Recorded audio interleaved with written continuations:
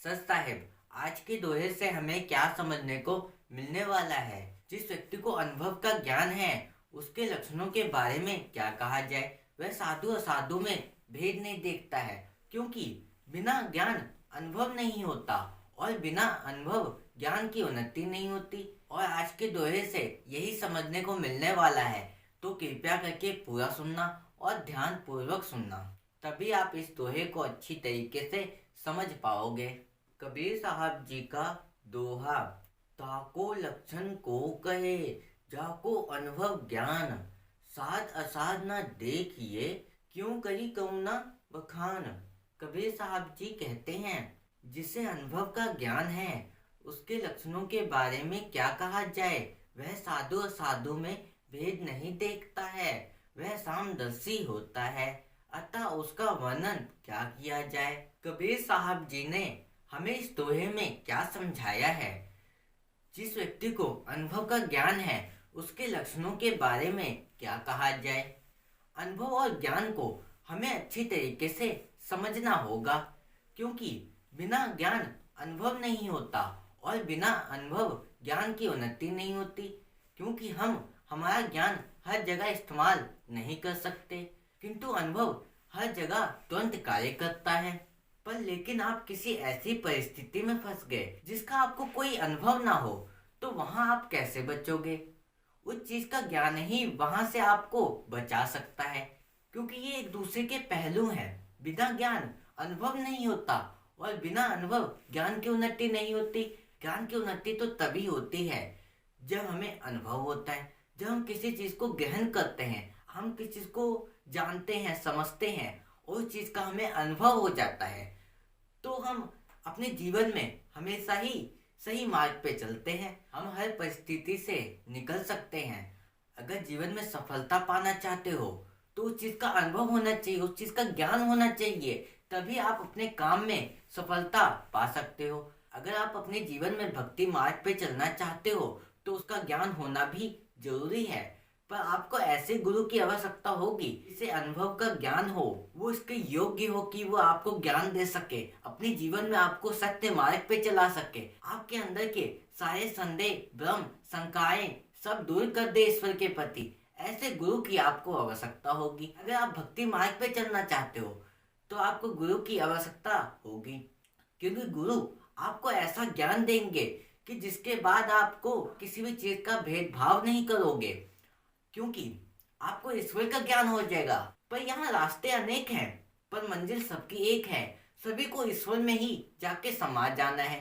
पर यहाँ लोगों ने अलग अलग रास्ते बना लिए हैं, पर उस रास्ते में चलने वाला व्यक्ति ही ईश्वर की प्राप्ति कर सकता है। जो व्यक्ति अपने जीवन में अच्छे कर्म करता है, सद्गुणों को अपने अंदर रखता है, अच्छे विचारों को रखता है, वही ईश्वर की प्राप्ति कर सकता है। अगर वो व्यक्ति अपने अंदर छल कपट रखता है, तो वो किस प्रकार ईश्वर की प्राप्ति कर सकता है। अपने जीवन में अधर्म करता है, छल करता है, कपट करता है, पाप करता है, तो वो किस प्रकार ईश्वर की प्राप्ति कर सकता है। वो नहीं कर सकता। अगर आप ईश्वर के मार्ग पे चलना चाहते हो, तो अपने अंदर से सारे दुर्गुणों को त्याग दो। लोभ, लालच, ईर्ष्या, क्रोध, इन सबसे परे हो जाओ, तभी आप ईश्वर की प्राप्ति कर पाओगे। ये हमें गुरु समझाते हैं। और यह ज्ञान जब हमें हो जाता है, तब हम अपने जीवन में सत्य मार्ग पे चलना शुरू कर देते हैं।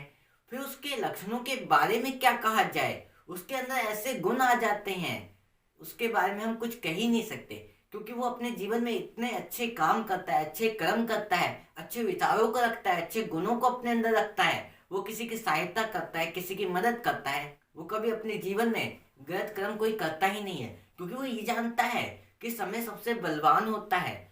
आज मैं शक्तिशाली हूँ, पर लेकिन कल क्या हो, ये कोई नहीं जानता।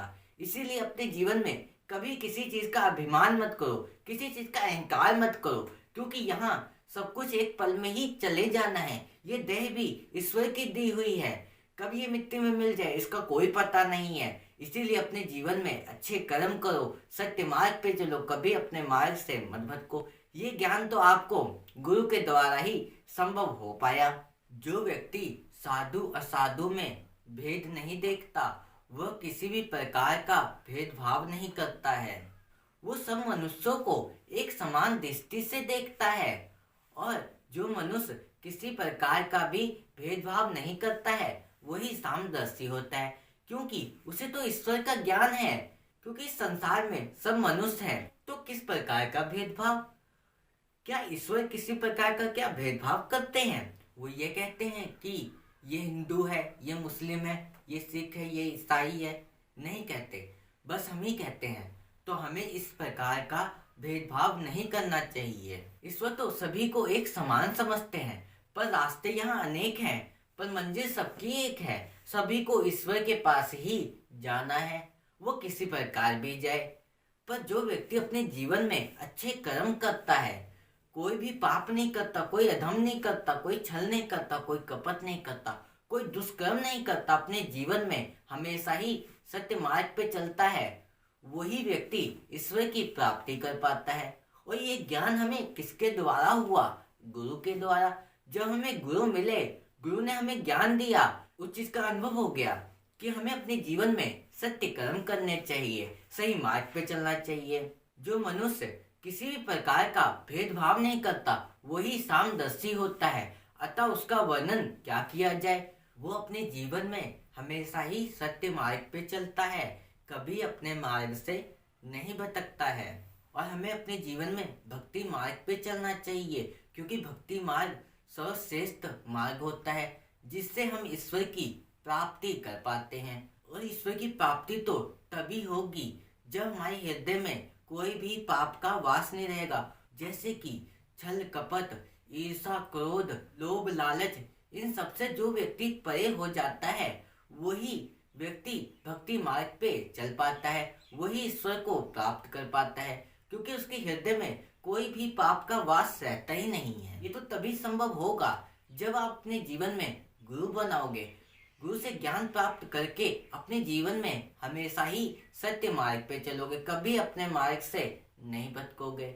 और इस संसार में ज्ञान जहाँ से भी मिले हमें प्राप्त कर लेना चाहिए, वो किसी से भी मिले, क्योंकि इस संसार में ज्ञान तो है पर उस ज्ञान का आचरण करने वाले बहुत कम ही लोग मिलते हैं।